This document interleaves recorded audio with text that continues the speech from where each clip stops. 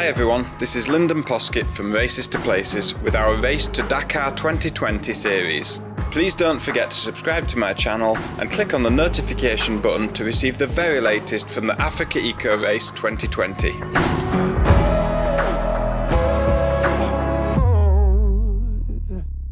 I'm bad as bad can be, so bad that it's hard to believe all what they say about me.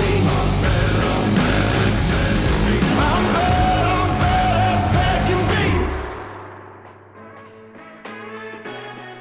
be. So I'm just outside here, just going to go and see what's going on inside one of the support vehicles because Dad's doing some work inside this one. Let's take a look.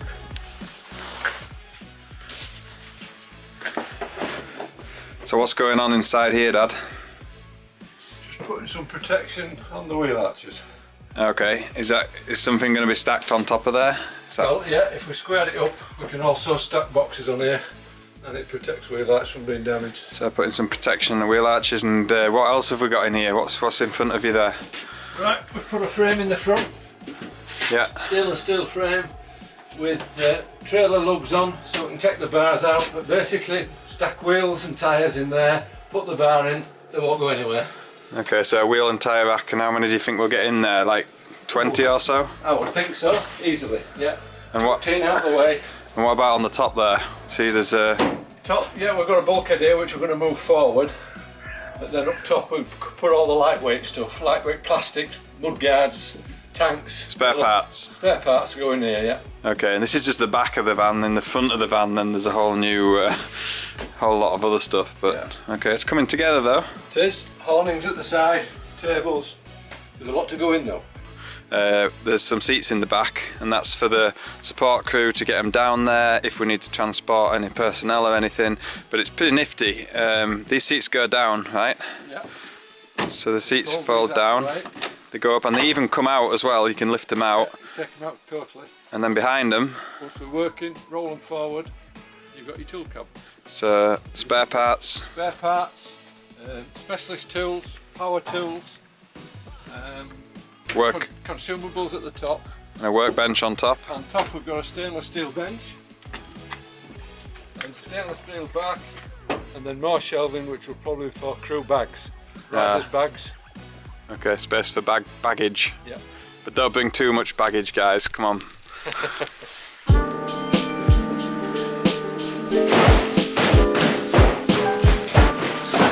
There we are. Just got a delivery from Climb Motorcycle. It's awesome to have Climb back on board with Races to Places. I've been using Climb since 2007 when I raced the Baja 1000. That's where I first started wearing Climb gear.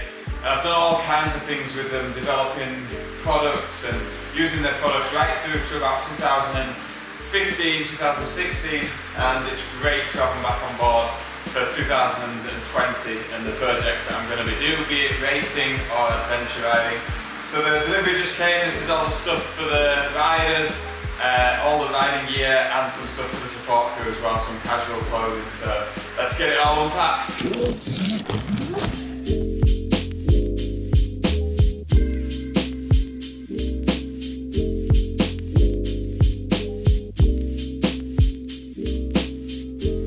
So I'm pleased to say that the whole team will be using Alpinestar Tech 10 boots for the race. I've been using these for years and I really love them.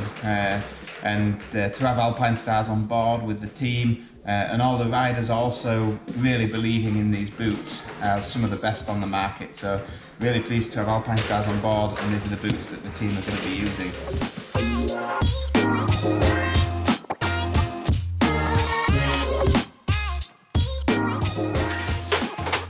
Everyone, we're just going to talk quickly about front suspension forks on the bikes that we're using.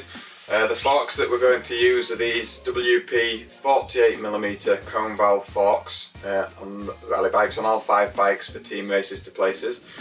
And these are more readily available than the 52mm forks that I've used in the past, and also the parts are more readily available for them, so that's why we opted with the 48mm this time. They're also a little bit cheaper.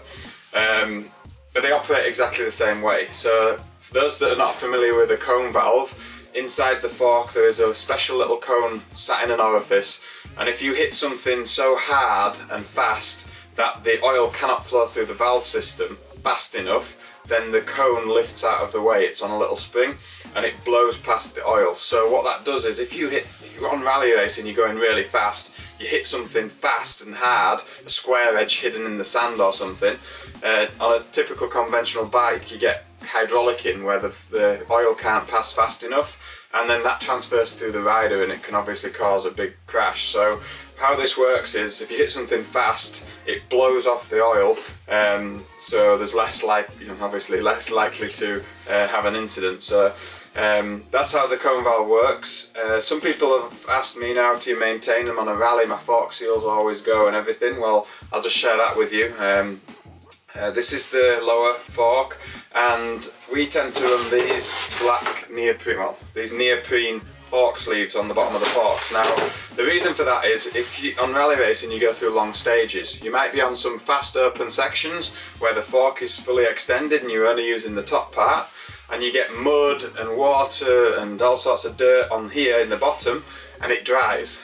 And then maybe 2 hours later you have a big jump and you fully compress your fork, and that dried dirt gets forced up into your seal, and then you get problems with dirt in your fork and also your seal leaking. So to stop that, we run these neoprene sleeves. Now, in rallying, I run the full length sleeve. The reason being what I've just told you. The dirt then goes onto the neoprene sleeve, it dries. When you do compress fully, the fork still operates with a clean inner tube, sliding tube, and the dirt just falls off the outside of the neoprene sleeve. So we attach them on the bottom. They're attached heftily on the top here with some heavy duty cable ties so that the fork guard can slide on the outside of those and not on the actual neoprene and damage it. So that's what we use, full length fork sleeves on all the bikes, and typically doing that I've never had a fork seal issue in the Dakar rally. I've always run that on every rally and I've had really good success. So that's the neoprene covers and the forks that we'll be using in the bikes. Just getting them ready now.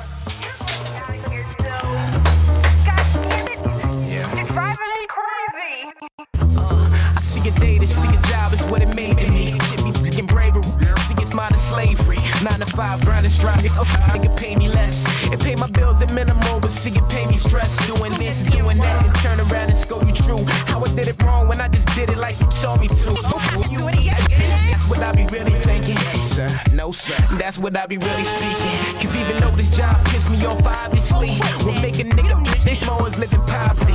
Obviously, I gotta work, suck it up and give a smirk, smiling even though it hurt. And see my boss was hurting me.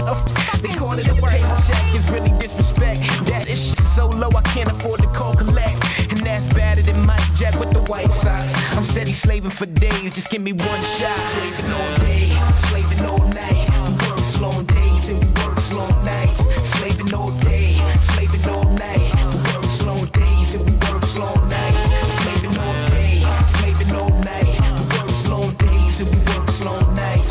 Slaving all day, slaving all night. We work slow days and we work slow nights. I see them laughing as they passing and harass me colder. Cause see my passion keeps on passing me, I'm getting older. That's why I rarely let people at my job know I rap. Cause that just turned to some circus like I'm an acrobat. And my coworkers are nosy and I don't miss it hard. Can you do a rap at a job Christmas party? Hell no, you ain't shit offended you would ask me to. Don't get it twisted that I'm working here cause I'm just passing through.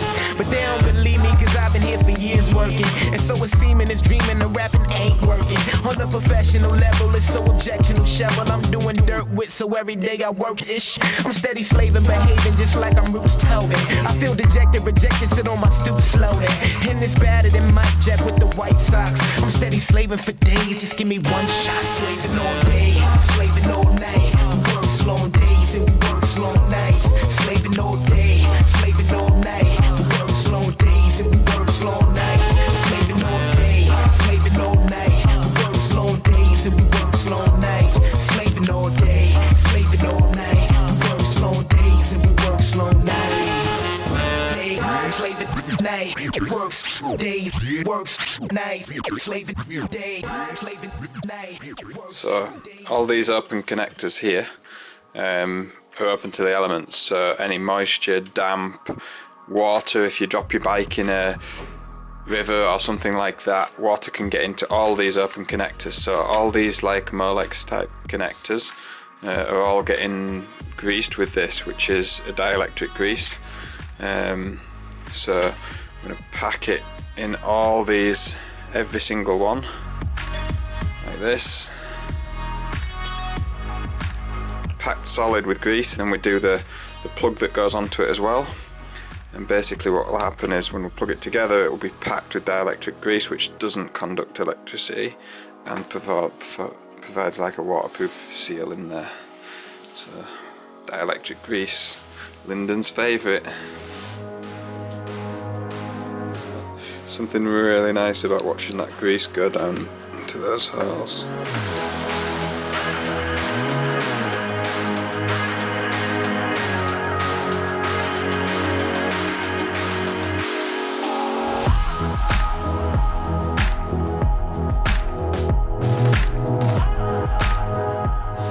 So, what am I doing now? I've moved on to the navigation stuff, and this is something that it's really important that all the wiring is neat, and there's an awful lot of wiring to go on these bikes. So I've talked you through this in previous videos from Dakars before, but if we just, it's all off at the moment, everything's off the road book and everything, but if we just switch around to the handlebars here, I know everything's unwired, so it's a bit of a mess, but this is the GPS device. And there's 6 wires going into here for sensors and bits and pieces. Obviously this is a start switch and the fuel tank switch there.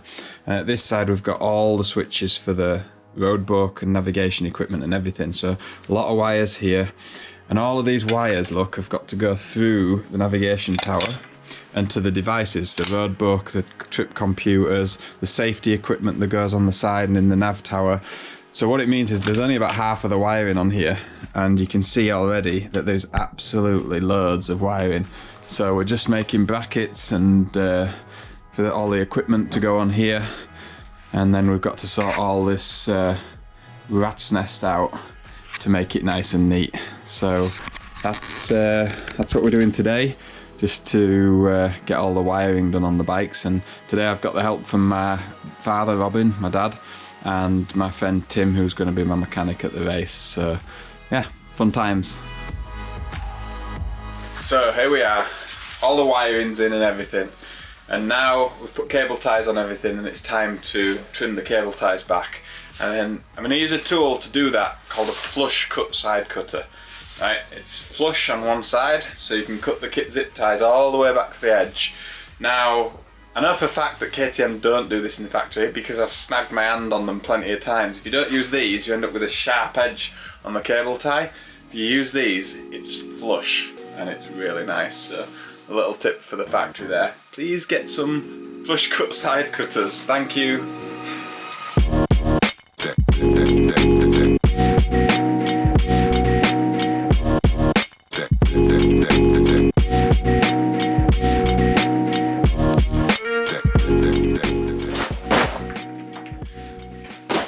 This box just arrived from Rock and Road 4x4.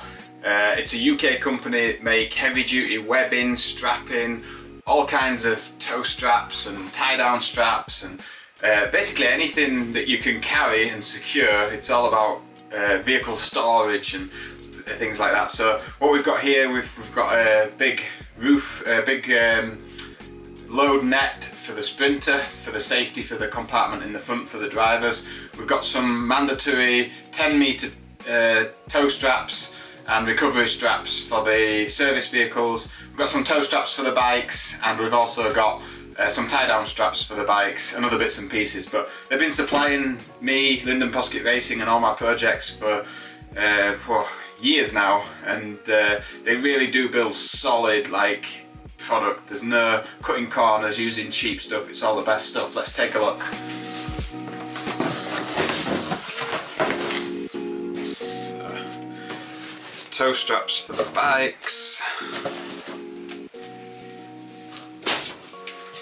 This is a cargo net.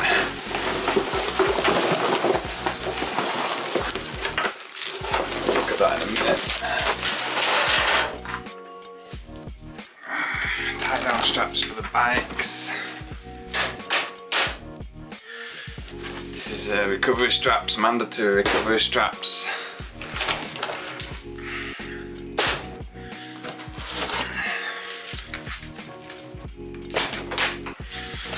And for the recovery strap as well.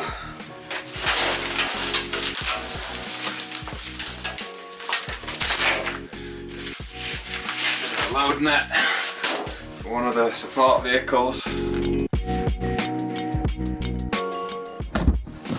Another package. Oh yeah. Motion Pro. Yeah. Tools for the team, guys. Tools for the team. Busy days like this, it's important to keep hydrated and also keep eating. I'm just about to have a cup of Yorkshire tea and a soup for lunch. Yorkshire tea and soup. Yes.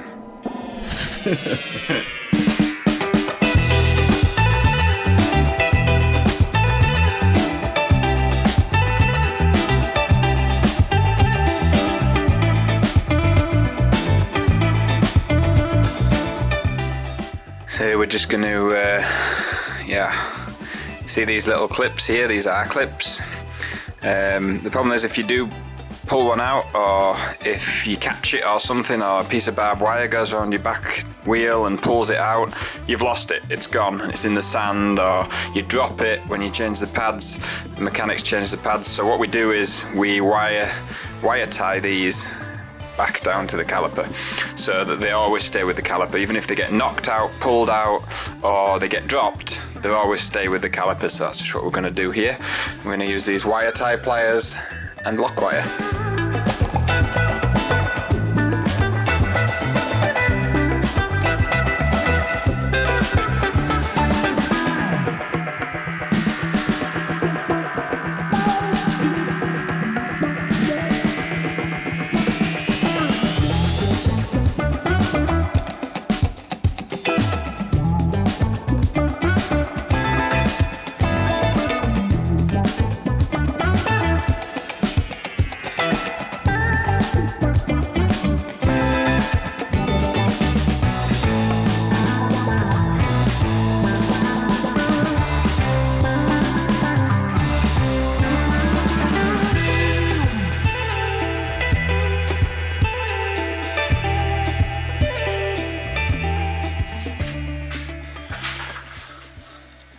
Now it's time for the best part, when you've completely rebuilt the bike and it's time to start it.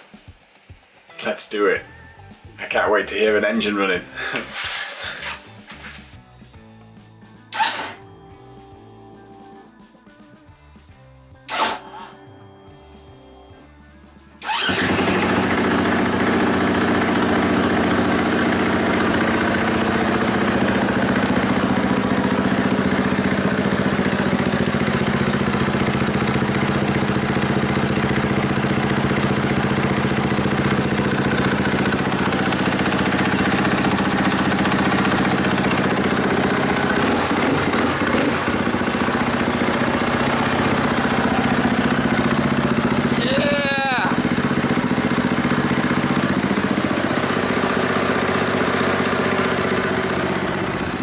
Alright boy, time to go out.